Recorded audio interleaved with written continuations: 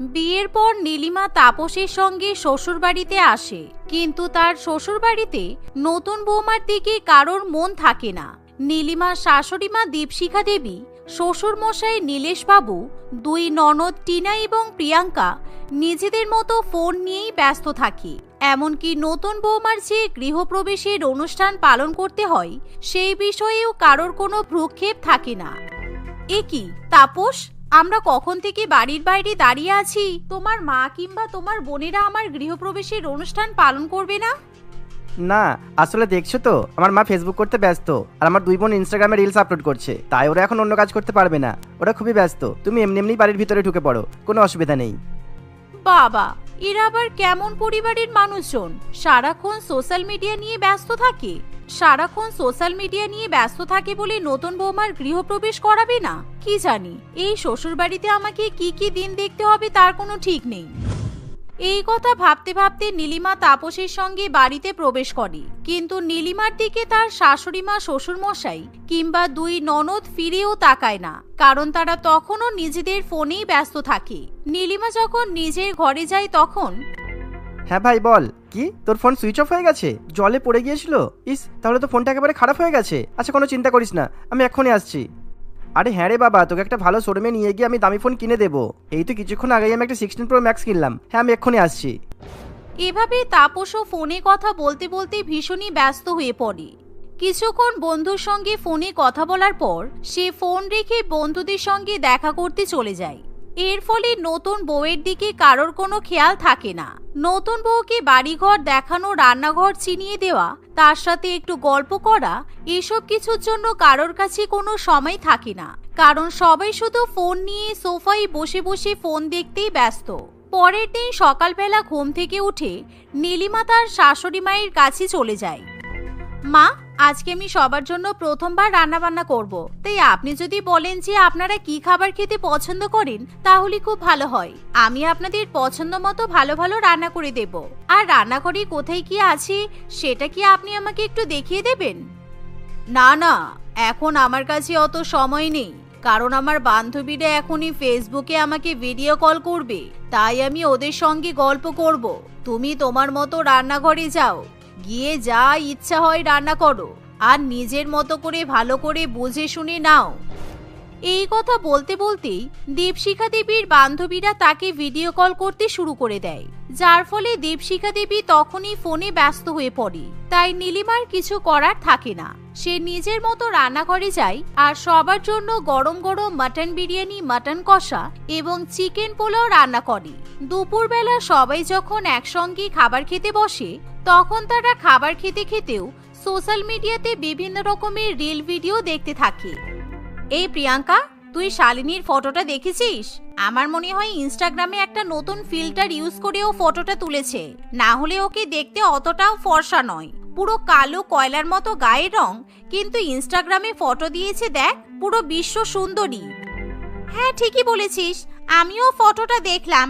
দাঁড়া, ওর থেকে ফিল্টারের নামটা জানতে হবে। ও হ্যাঁ, আমি কিন্তু একটা নতুন রিল আপলোড করেছি, তুই কিন্তু লাইক দিবি আর একটা ভালো করে কমেন্ট করে দিবি, পারলে শেয়ারও করবি। এই, তোদের কবে থেকে বলছি আমাকে আর তোর বাবাকে ইনস্টাগ্রামের ব্যবহারটা একটু শিখিয়ে দে, কিন্তু তোরা তো কিছুতেই আমাদেরকে শিখিয়ে দিচ্ছিস না।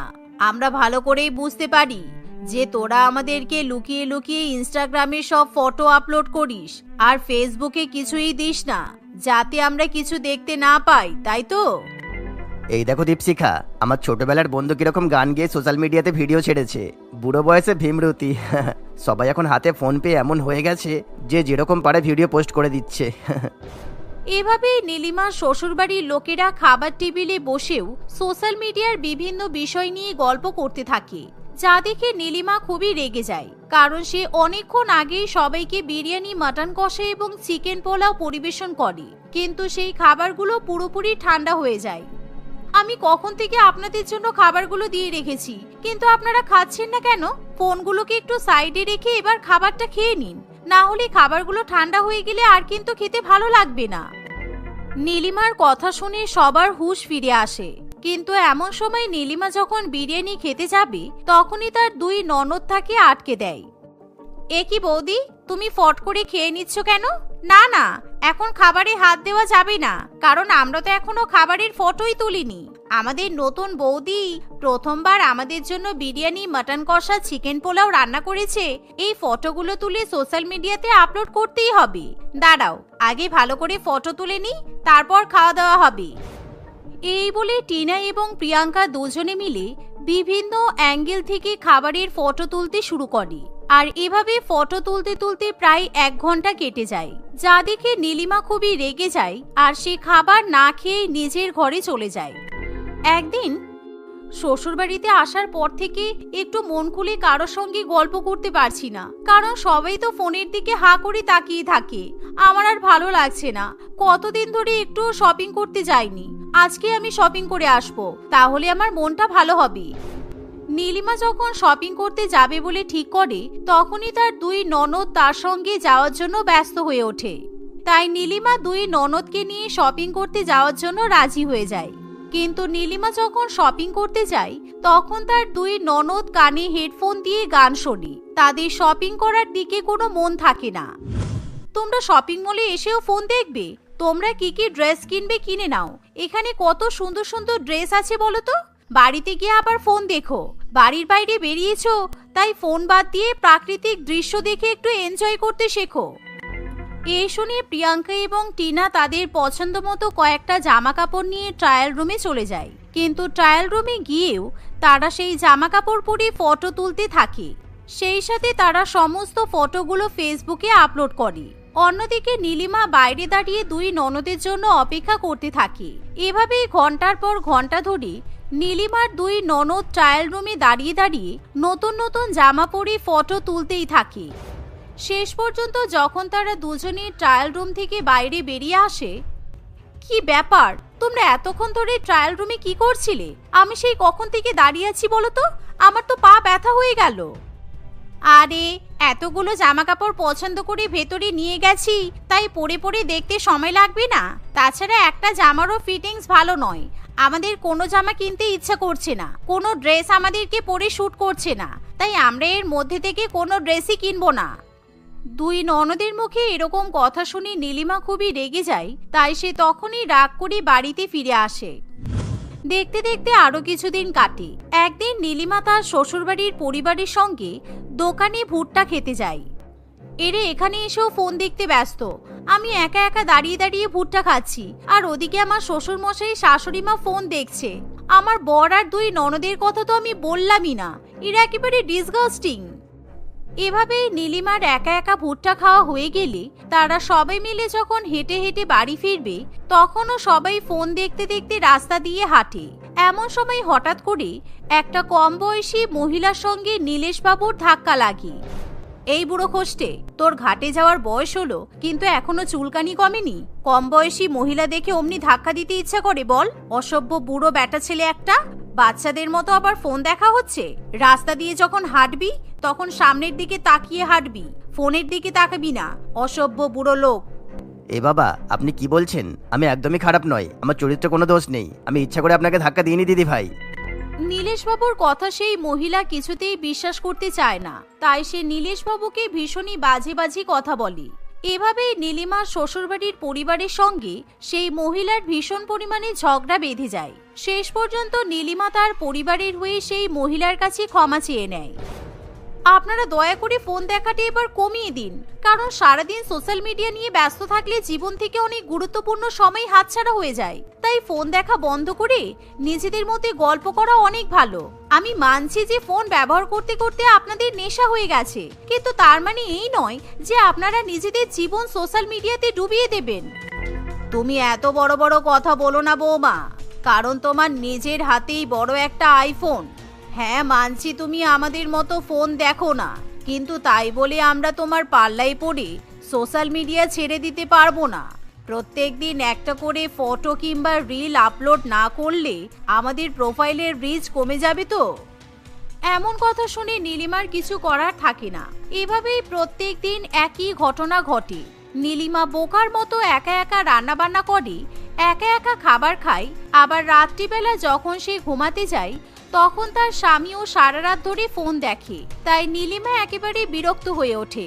নীলিমা সেই বাড়িতে একাকিত্বে ভুগতে থাকে। এমনই একদিন নীলিমা যখন ঘুম থেকে উঠতে পারে না, তার আগেই তার দুই ননদ সেখানে আসে। হ্যালো গাইস, আমি তোমাদের দুষ্টু মিষ্টি পিউ, আর আমার সাথে আছে টিনু।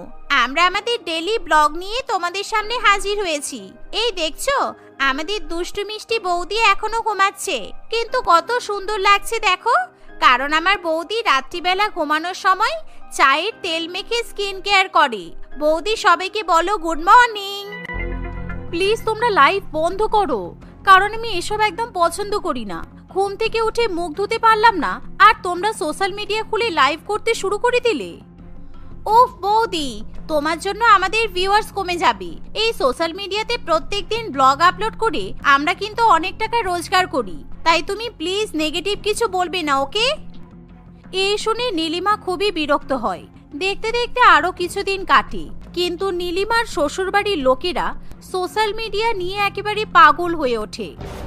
বলছি শোনো না, আমার বাবার অ্যাকাউন্টে ব্যবসার জন্য 1 লক্ষ টাকা ট্রান্সফার হয়েছে, কিন্তু বাবা অত টাকা ব্যাংকে রাখতে চাইছে না, তাই আমাকে টাকাগুলো পাঠিয়ে দিয়েছে।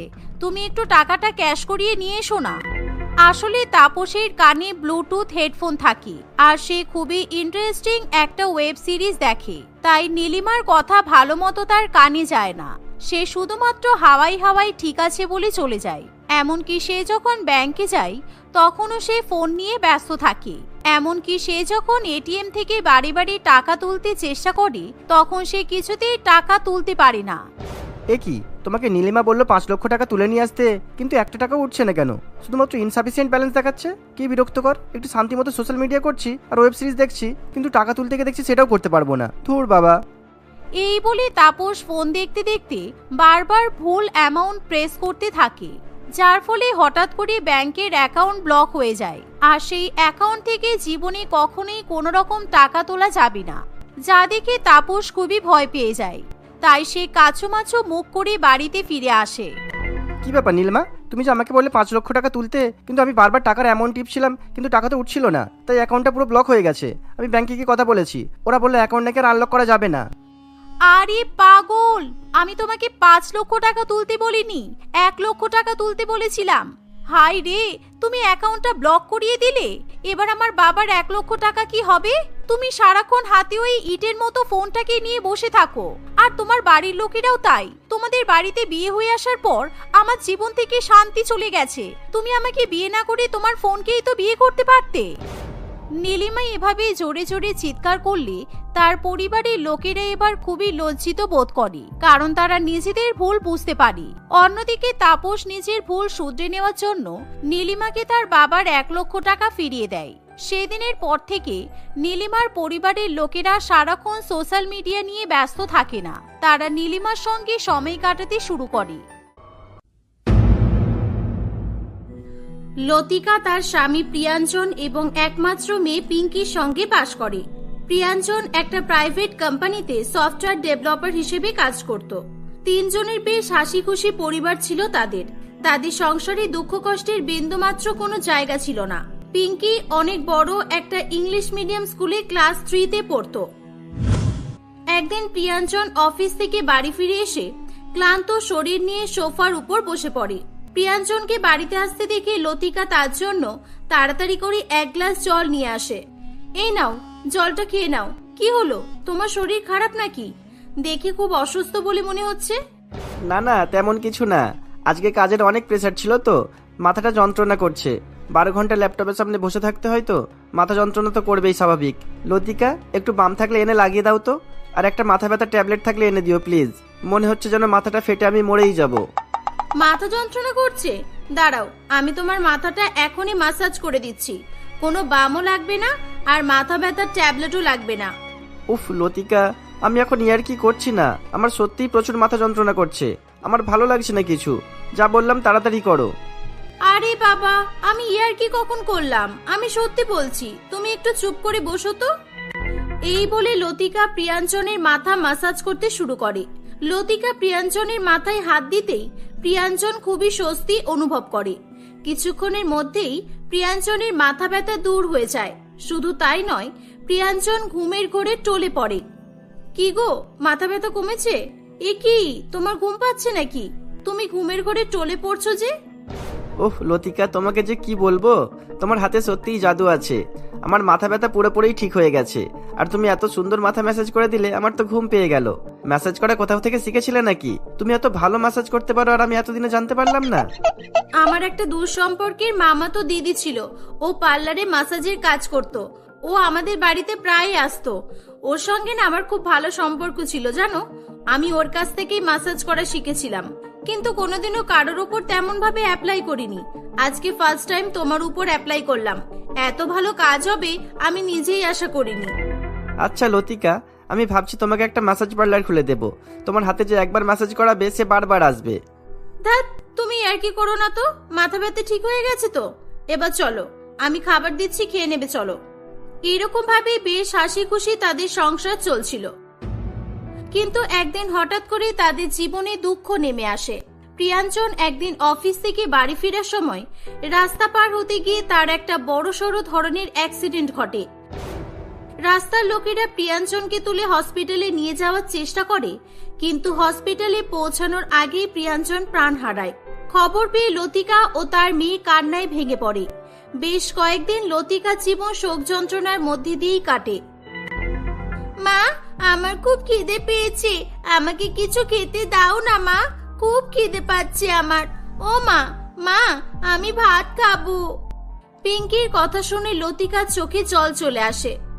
বাড়ি কোনো খাবার নেই রে মা, আমাদের ঘর সংসার তোর বাবার ইনকামেই চলতো, তোর বাবা তো নেই, এখন আমি কোথা থেকে খাবার পাবো? মা, তাহলে কি আমরা এখন থেকে না খেয়েই থাকবো? আমরা তো না খেয়ে থাকলে মরে যাব। আমার তো খুব খিদে পাচ্ছে, তোমার কি খিদে পাচ্ছে না একটু? না রে মা, এমন বলিস না। আমি থাকতে তোর কিচ্ছু হবে না। আমাকে কোনো কাজ দেখতে হবে, কিন্তু আমি তো কোনো কাজই পারি না, একমাত্র ম্যাসাজ করা ছাড়া। আমাকে ম্যাসাজ করার কোনো কাজই খুঁজতে হবে মনে হচ্ছে। তুই আয় মা, পাশের বাড়ি থেকে আমি তোকে খাবার চেয়ে দিচ্ছি। লতিকা তাদের প্রতিবেশীর কাছ থেকে কিছু খাবার চেয়ে তার মেয়েকে খাইয়ে দেয়। সে সেদিনই কাজের সন্ধানে বেরিয়ে পড়ে। এদিক ওদিক ঘোরাঘুরি করার পর সে একটি ম্যাসাজ পার্লারের সন্ধান পায়। সেখানে গিয়ে সে নন্দিনী নামে একজন ভদ্র মহিলাকে দেখতে পায়। নন্দিনী দেবী ওই ম্যাসাজ পার্লারের মালিক ছিল। তাকে দেখে খুবই উদ্ভট বলে মনে হচ্ছিল।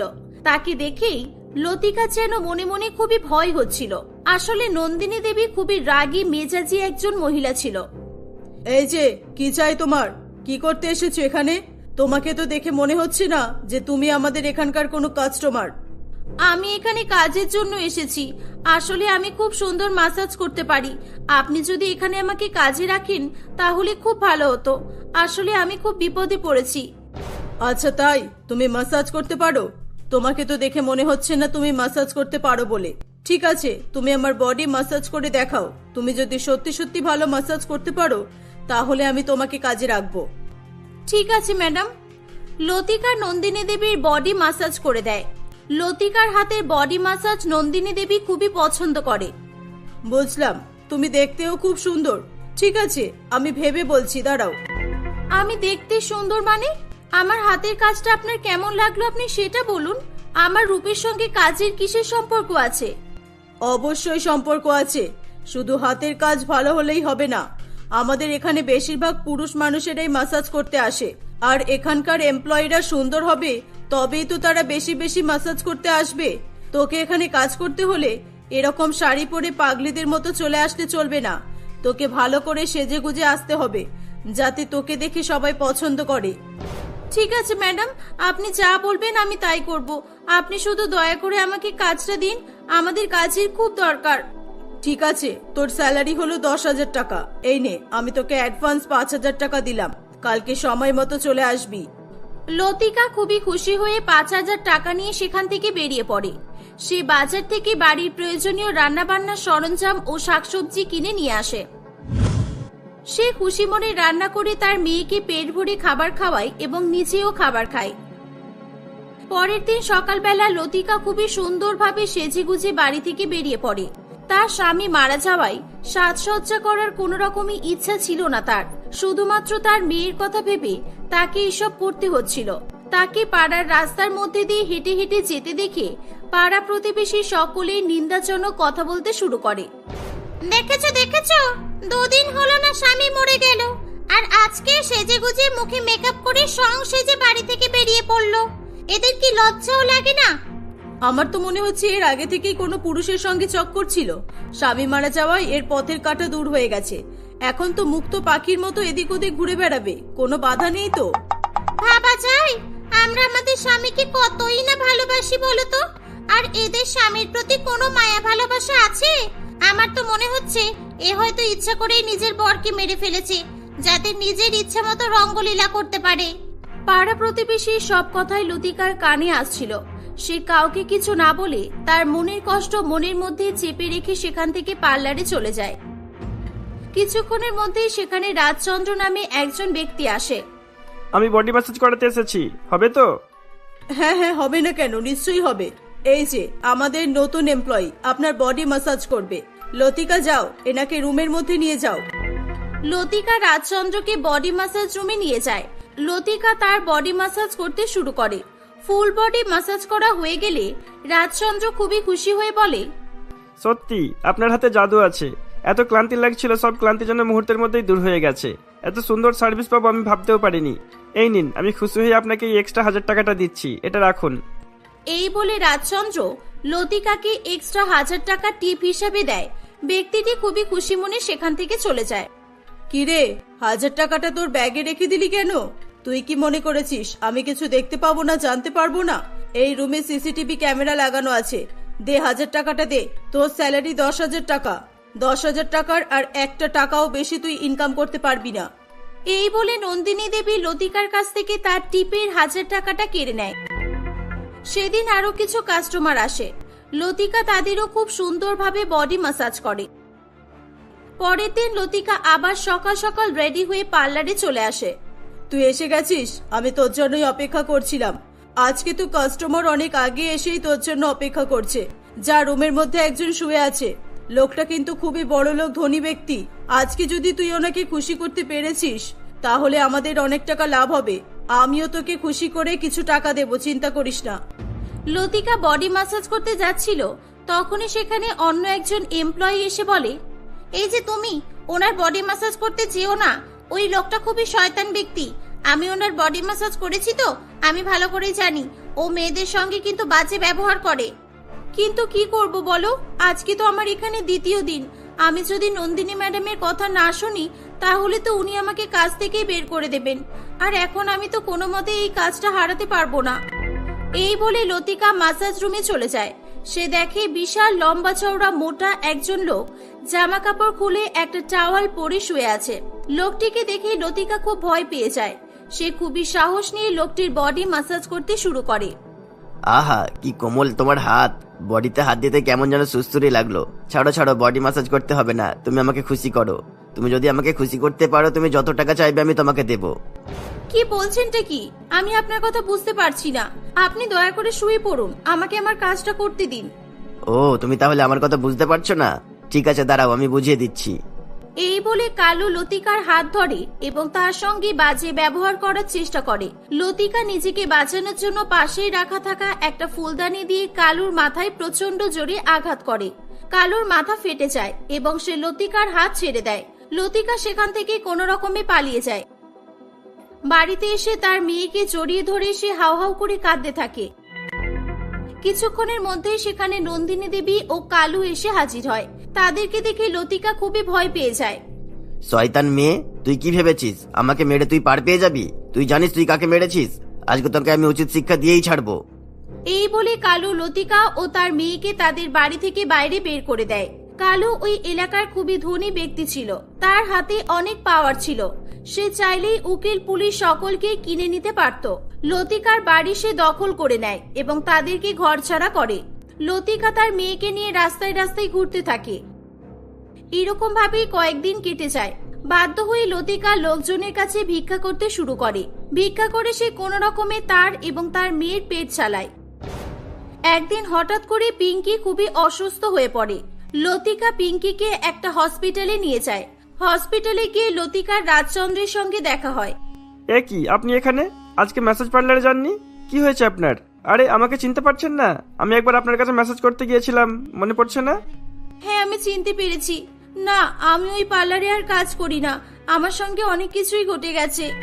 লতিকা কাঁদতে কাঁদতে রাজচন্দ্রকে সবকিছু বলে। রাজচন্দ্র খুবই ভালো মনের মানুষ ছিল। ওই হসপিটালে সে ওয়ার্ড বয়ের কাজ করত। আপনার সঙ্গে খুবই অন্যায় হয়েছে। আপনি আমার বোনের মতো, আপনি ভয় পাবেন না। আমি আপনার পাশে আছি। আমার একটা ছোট্ট দোকান আছে, আপনি চাইলে ওখানে একটা আপনার নিজস্ব ম্যাসাজ পার্লার তৈরি করতে পারেন। যে পার্লারের মালিক আপনি নিজেই হবেন, আর যেখানে কোনো রকমের অন্যায় কাজ হবে না। আপনি সৎ পথে কাজ করে টাকা উপার্জন করতে পারবেন। রাজচন্দ্রের সাপোর্ট পেয়ে লতিকা খুবই খুশি হয়। সে লতিকা ও তার মেয়েকে নিজের বাড়িতে নিয়ে যায়। কিছুদিনের মধ্যেই রাজচন্দ্র লতিকাকে তার নিজস্ব ম্যাসাজ পার্লার খুলে দেয়। সে সেখানে কাজ করতে শুরু করে। তার পার্লারে অসৎ ভণ্ড চরিত্রহীন মানুষদের প্রবেশ সে নিষেধ করে দিয়েছিল।